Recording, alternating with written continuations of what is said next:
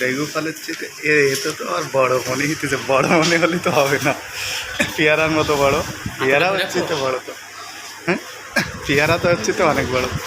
এখন দেখছে যে কয়টায় কয়টা ক হয়, দেখি এত বড় কাঁঠাল কয় পিস ক হয়। এ মাথায় টাথায় মেখে নিন যে বড় কাঁঠাল কয়টা হতে পারে স্যার, একটু ধারণা দেন আপনার।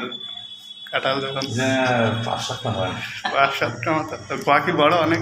ছোট বড় হলে তো তাহলে দেখা যাক কয়টা, দেখি।